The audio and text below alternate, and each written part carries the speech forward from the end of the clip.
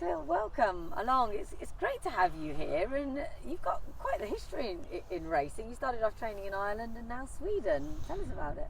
Yeah, I was training in Ireland, then I had a stint training in England, and then I came out of the game for 12 years.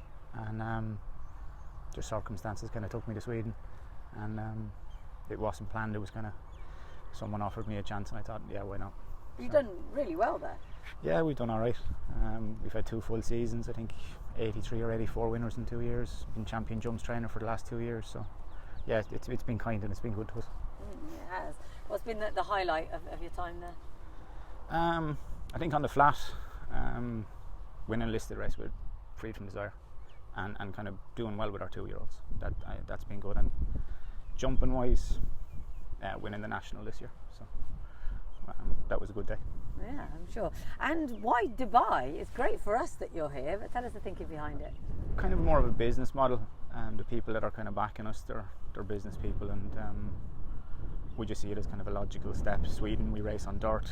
We can get the horses high enough rated. We can get here. We can compete for proper prize money, and the horses are for sale. So it's a business operation.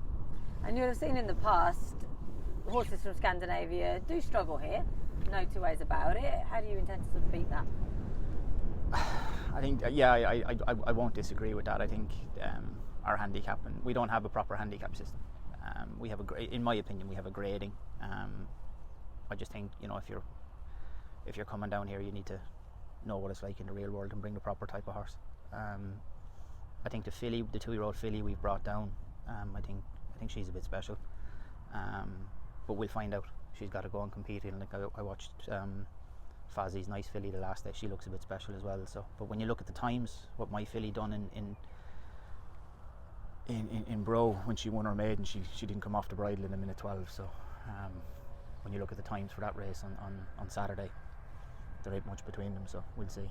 And Military Style and Around the V forms in the book. We just got to mind them and get them right again. Yeah, and you mentioned the 2 that you got from Ballydoyle from Ireland. I mean, both of them got some really nice form. Yeah, Military Style won a Group 2. We won the Tyros. Van Gogh went off. Frank the Farm next run won a Group 1. He's probably had 2 lesser runs this year, but his last run in Newmarket wouldn't have been the worst run in the world. He was beaten 5.5 lengths and probably over 7. In my opinion, probably is not his trip. I think he's a mile and a quarter horse. He reminds me an awful lot of Archie Benko. So if he's as good as him, we'll be lucky. And has this been a plan for some time? You seem like you've got it all very much worked out. I came down here last year. I was kind of betwixt and between. I'm on a 3-year contract in Sweden, and came down here to get a bit of headspace and came back with a game plan.